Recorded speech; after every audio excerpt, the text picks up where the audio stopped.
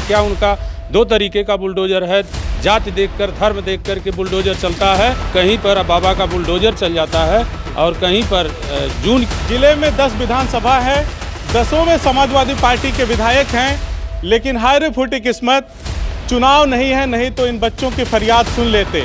लेकिन हाय रे फूटी किस्मत, 50 मीटर की दूरी से जिलाधिकारी आजमगढ़ यहाँ पे नहीं आते कि मांगना अपराध हो गया है। अगर अपराध हो गया है तो शासन प्रशासन उनको बता दे कि इस देश में न्याय, नहीं तो निरहुआ जी यहाँ पर आ करके इनकी फरियाद को सुन लेते। योगी सरकार द्वारा दावा किया जा रहा है कि हमारा बहुत ही हम अपराधियों के खिलाफ बहुत तगड़ी कार्रवाई कर रहे हैं।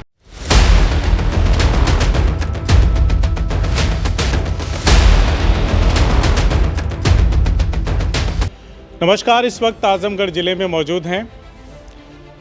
जिलाधिकारी कार्यालय हमारी बाईं तरफ है, ठीक उसके सामने अंबेडकर पार्क में हम लोग मौजूद हैं और उस कार्यालय से जिलाधिकारी के इस अंबेडकर पार्क की दूरी जो है बमुश्किल 50 मीटर होगी। दाहिनी तरफ मेरे कुछ लोग खड़े हैं।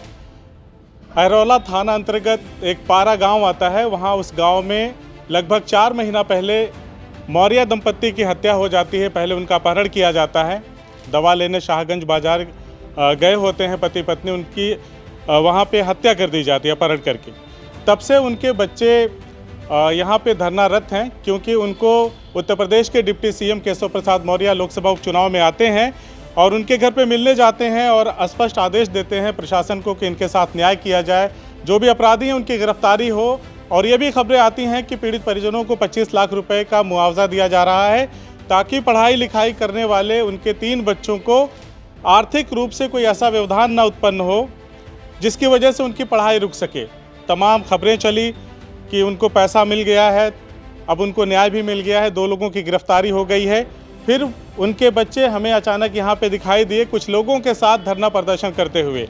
पिछले कई महीनों से ये बच्चे टुकड़ों में यहाँ पे रुक के धरना प्रदर्शन करते हैं, ताकि उनकी बात को सुन लिया जाए, उनकी जायज़ मांगों को सुन लिया जाए। अगर उनकी मांग वास्तव में जायज़ है, अगर प्रशासन को यह लगता है, उत्तर प्रदेश सरकार को ये लगता है कि इनकी मांग जायज़ है, तो उनकी उस बात को सुन लिया जाए। कुछ बच्चे यहाँ पे धरना प्रदर्शन कर रहे हैं ताकि उनके माँ बाप की जो हत्या हुई है उसके लिए उनको न्याय मिल जाए। लेकिन हाय रे फूटी किस्मत, 50 मीटर की दूरी से जिलाधिकारी आजमगढ़ यहाँ पे नहीं आते कि इन बच्चों की फरियाद को सुन लें। यहाँ पे जिले में 10 विधानसभा है, 10 में समाजवादी पार्टी के विधायक हैं, लेकिन हाय रे फूटी किस्मत, चुनाव नहीं है, नहीं तो इन बच्चों की फरियाद सुन लेते। इस जिले में 2 लोकसभा है, दोनों में ही एक बसपा के सांसद हैं, एक में भाजपा के सांसद निरहुआ है, जो ये दावा करते रहे हैं कि जो कोई नहीं किया है वो करके दिखाएंगे। लेकिन हाय रे इन बच्चों की फूटी किस्मत, नहीं तो निरहुआ जी यहाँ पर आ करके इनकी फरियाद को सुन लेते। क्या बुरा है कि ये बच्चे चाहते हैं कि उनकी पढ़ाई में व्यवधान उत्पन्न ना हो। कहाँ वो मांग कर रहे हैं शासन प्रशासन से, सत्ता से, नेताओं से कि उनके माँ बाप को वापस कर दिया जाए, उनके माँ बाप को वापस लाया जाए। बस न्याय ही तो मांग रहे हैं। क्या इस देश में दुनिया का सबसे बड़ा लोकतंत्र होने का दावा करने वाला ये देश अब यहाँ पे न्याय मांगना अपराध हो गया है? अगर अपराध हो गया है तो शासन प्रशासन उनको बता दे कि इस देश में न्याय मांगना अब अपराध है, तो बच्चे घर को चले जाएंगे। यहाँ पे कुछ लोग मौजूद हैं, इन बच्चों को देख के प्रयास सामाजिक संगठन अब आगे आ चुका है। एक हमारे भाई बहुजन युवा वाहिनी से हैं, वो भी आ चुके हैं यहाँ पर, और तमाम लोग यहाँ पे जनप्रतिनिधि है, कोई समाज सेवी है यहाँ पे उपस्थित है। अब मिल करके इसे एक मुहिम देने की कोशिश में है, एक आवाज़ उठाना चाहते हैं ताकि इन बच्चों के साथ न्याय हो सके। एक भंते जी हैं, मुझे नहीं पता वो कहाँ के हैं, वो भी यहाँ पे आके पिछले 4-5 रोज से बैठ रहे हैं, कह रहे हैं कि मैं शरीर के साथ यहाँ पे उपस्थित हूँ ताकि बच्चों को न्याय मिल जाए और मुझे कोई यहाँ से कुछ नहीं चाहिए, कोई आशा या मेरी कोई अभिलाषा नहीं है। तो आप सोचिए कि अगर इनको न्याय मिल जाता सही समय पे तो क्या यहाँ पे कोई रहता। तो देर न करते इन लोगों से हम लोग बातचीत करते हैं और जानने की कोशिश कर लेते हैं कि आखिर न्याय क्यों नहीं मिल रहा है, न्याय क्यों नहीं मिल रहा, आखिर क्या वजह है कि 4 महीने हत्या होने के बावजूद भी डिप्टी सीएम आके वादा करते हैं, 25 लाख का वादा होता है कि इनको चेक मिल जाएगा, तमाम चीज़ें होती हैं, उसके बाद 2 लोगों की गिरफ्तारी होती है, फिर भी अभी इनका एक धरना प्रदर्शन चल रहा है कि हमें न्याय चाहिए। आप लोग समर्थन में आए हैं, सपोर्ट करने आए हैं, अब कैसा न्याय चाहिए इनको और क्यों नहीं मिल रहा वो बताइए। देखिए, चूँकि शासन प्रशासन रोज़ दावा कर रहा है और वहाँ से योगी सरकार द्वारा दावा किया जा रहा है कि हमारा बहुत ही हम अपराधियों के खिलाफ बहुत तगड़ी कार्यवाही कर रहे हैं, लेकिन मेरे समझ से सारी चीज़ें यहाँ पर आपको स्पष्ट नज़र आ रही हैं कि कहीं पर बाबा का बुलडोजर चल जाता है और कहीं पर जून की हत्या हुई है। 4 महीने में ये बच्चे न्याय की मांग के लिए यहाँ जो है भूख हड़ताल पे बैठे हुए थे। करीब 10 दिन भूखे रह गए, अस्पताल में भर्ती होना पड़ा। ये किस तरीके का न्याय है? 2 तरीके, क्या आपके राज्य में 2 तरीके का न्याय चलता है? 2 तरीके का बुलडोजर है। प्रयास सामाजिक संगठन सदैव वंचितों के साथ। मैं जानना चाहता हूं सर कि कौन सा ऐसा मामला है, क्या ऐसा देख के बुलडोजर निकलता है कि कहीं बुलडोजर चल जाता है और कहीं निकलने में भी तकलीफ होती है? अब तो ये सरकार के लोग बताएंगे कि आखिर इस तरीके का मामला क्या उनका 2 तरीके का बुलडोजर है। जाति देखकर, धर्म देखकर के बुलडोजर चलता है या कहीं से अपराधियों की बहुत बड़ी साठ-गांठ है जो इनको जो है बुलडोजर चलवाने या अपराधियों के ऊपर कार्यवाही कहीं नहीं करने दे रही है। मैं जिला प्रशासन से मांग करता हूं कि जल्द से जल्द इन बच्चों के साथ न्याय किया जाए, नहीं तो प्रयास सामाजिक संगठन अब आर पार की लड़ाई लड़ने के मूड में आ चुका है और जल्द ही हम लोग, जब तक इनके साथ इन बच्चों को न्याय नहीं मिल जाता, हम लोग साथ मिलकर के लड़ाई को लड़ेंगे। चलिए, यहाँ पे कुछ युवा साथी, उनसे भी बातचीत कर लेते हैं। आपके पास लौटते हैं। क्या नाम है आपका? मेरा नाम अंशु देवा है और मैं बहुजन युवा वाहिनी का संस्थापक हूँ आजमगढ़ से।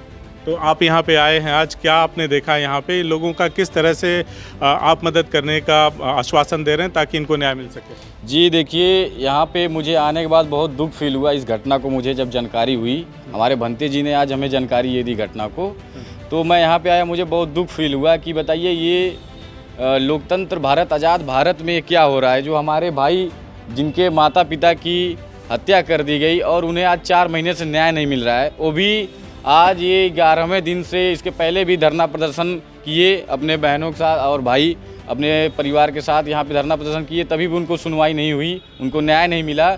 आज 11 दिन से ये कलेक्ट्रेट भवन डीएम ऑफिस के सामने धरना प्रदर्शन कर रहे हैं, अपने माँ बाप को इंसाफ दिलाना चाह रहे हैं, लेकिन यहाँ के कोई भी अधिकारी और कोई भी यहाँ का नेता नहीं इनके पास आ रहे इनकी बात सुनने के लिए। बताइए इससे देश में हमारे क्या संदेश जाएगा, हमारे लोगों पर क्या संदेश जाएगा? आप लोग किस तरह से मदद करेंगे इनकी मदद? देखिए, हम लोग जब तक यहाँ पे इनको न्याय न मिले, इन परिवार के साथ मैं कदम से कदम मिला के रहूँगा और डीएम साहब को जल्द ही ज्ञापन, कल या परसों हम लोग ज्ञापन देंगे। 2 दिन का मैं समय दूंगा अपने बहुजन युवा वाहिनी की तरफ से। अगर उसके बाद अगर सुनवाई नहीं होती है तो मैं डीएम साहब की नींद हराम कर दूंगा और मैं यहाँ इनके सामने ही आंदोलन करूँगा, बहुत बड़े पैमाने पर आंदोलन करूँगा। प्लस जितने भी हमारे समाज के संगठन हमारे साथ जुड़े हुए हैं, सबसे मैं यहाँ पे लाने का प्रयास करूंगा और इनको भाई को न्याय दिलाऊंगा, बहनों को न्याय दिलाऊंगा। आपको कब पता चला कि यहाँ पे इस तरह से मामला चल रहा है? पिछले कई महीनों से टुकड़ों में ये बच्चे यहाँ पे आंदोलनरत हैं और उनकी सुनवाई नहीं हो रही है। हमारा प्रयास संगठन जो है, जब से पता चला था हम लोग यहाँ पर बराबर आना जाना लगा है और हम लोग इनके आंदोलन के साथ सपोर्ट में खड़े हैं और रहेंगे भी। जो है समाज का जो तबका है वो पूरी तरह से क्यों लोगों के साथ नहीं आ पा रहा? नहीं तो यहाँ पे भीड़ ज़्यादा होती। हालांकि प्रयास निकल आया है, वो युवा साथी बहुजन युवा समाज के जो उनका संगठन है वो भी आ गए हैं, कह रहे हैं कि हम साथ में खड़े रहेंगे। क्या ऐसा कारण है कि समाज का आम धड़ा इन बच्चों के आंदोलन से नहीं जुड़ रहा है? तो सोचने की विषय है कि बहुत तकलीफ की बात है कि सरकार चैलेंज करती है कि हम गरीबों के साथ न्याय करेंगे, लेकिन न्याय नहीं मिलने पर एक दुख की बात है। हमारे इतने संगठन वाले लोग तैयार यहाँ पर हैं। ये सत्य बात है कि लड़ाई लड़नी चाहिए। जो गरीबों के साथ इनका सुनवाई नहीं हो रही, सोचने का विषय है, विचार करने का विषय है। हाँ, हम विचार करने का विषय है, इस पर विचार करना चाहिए, क्योंकि ऐसी हत्या हो गई और डीएम के सामने बेचारे लड़के बच्चे तो धरना प्रदर्शन दे रहे हैं। अब बहुत दुख की बात है कि इनके साथ न्याय नहीं मिल रहा है, ये बहुत दुख की बात है। ये सहने से मैं आपसे एक चीज़ ये समझना चाहता हूँ कि अक्सर लोग ये बोल के जाते हैं, जैसे कोई अपराध हो गया, यही हत्या हम पकड़ लेते हैं, तो कानून के रखवाले या शासन प्रशासन ये तो कह सकता है कि हत्यारा हमें बता के नहीं कोई काम करने जाता, हत्या नहीं करने जाता। लेकिन आपको तो पता है ना कि हत्या हो गई, न्याय देना है, तो फिर उसमें लेट लतीफ़ी क्यों? जो आपके हाथ में है आप उसको क्यों लेट लतीफ़ कर रहे हैं? इससे क्या संदेश जाएगा समाज में? सरकार जो है जाति देख करके भेदभाव कर रही है, जहाँ तक मेरा हम लोग अध्ययन किए हैं। अगर ये हत्या करने वाला अगर कोई मुसलमान रहता तो मेरे समझ में आया कि उसी दिन उसका मकान ढहा दिया, बुलडोजर चल गया होता और दिखाया जाता कि हम लोग हिंदू के साथ न्याय किया, और विशेष रूप से करेजा और सीना मोस्ट टाइट कर लेते हैं हमारे जो केशव मौर्य जी। केशव मौर्य तो केशव मौर्य तो सजाती हैं, हाँ चुनाव में माइलेज लेने के लिए गए भी थे लोकसभा उपचुनाव में, तो फिर अपनी ही जात वाले को क्या वो न्याय नहीं दिला पा रहे हैं? केशव मौर्य जो स्टैंड किए हैं भारतीय जनता पार्टी में, यही तो मौर्य समाज को समझना है। वो केशव मौर्य समाज के बल पर राजनीति नहीं कर रहे हैं। उनको राजनीति करने के लिए बीजेपी ने प्रोटेक्ट किया है, उनको मंच के उपलब्ध कराया है, मीडिया उपलब्ध कराया है, हेलीकॉप्टर उपलब्ध कराया है, तो बीजेपी के लिए काम करेंगे। अगर उनके अंदर स्वाभिमान होता, ठीक है जोगी ने नहीं दिया, 25 लाख रुपया अगर घोषणा करके आए तो हर मंत्री को पावर होता है कि अपने निधि से 5 लाख रुपए तक किसी क्षेत्र में दे सकते हैं, तो इनको अपने क्षेत्र दे देना चाहिए अगर मौर्य के हमदर्द हैं तो। लेकिन वह तो मौर्य खुद बेवकूफ़ है एक तरह से, मैं समझ रहा हूँ, वो समझ नहीं पा रहा। वो सोचता है कि मेरे समाज के हैं, लेकिन वह केशव मौर्य इसलिए लगाए गए। मैं भी उनका डिबेट देखता हूँ, केवल मस्जिद मंदिर जहाँ बोलना होता है वहाँ आते हैं, या अखिलेश और मारुति खिलाफ बोला तुरंत केशव मौर्य बोल देते हैं। बाकी जगह कहीं आवाज़ मैं उनको उठाते हुए नहीं देखा हूँ। और यहाँ आंदोलन जो है, जैसे मेरा अपना है कि अगर कोई दूसरे कास्ट का अगर थोड़ा सा कास्ट से हटके बात कर लेते हैं। यही चीज़ अगर मैं आपसे जानना चाहूँ, ठीक मेरा सवाल वही रहेगा कि क्या ठीक है, चलिए माना कि अपराधी बता के नहीं जाता अपराध करने, लेकिन आपके हाथ में न्याय देना तो है, फिर उसमें 4-4 महीने की लेट लतीफ़ी क्या देखना चाहते हैं कि बच्चे कब वापस चले जाएंगे या न्याय करेंगे?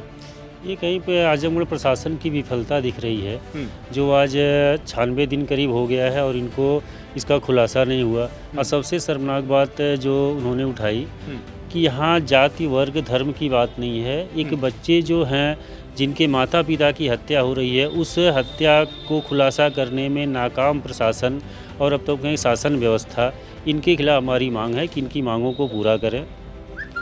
यही मेरा शासन प्रशासन। भंते जी थोड़ा आगे आ जाएं। भंते जी हैं, आप कब से हैं यहाँ पे?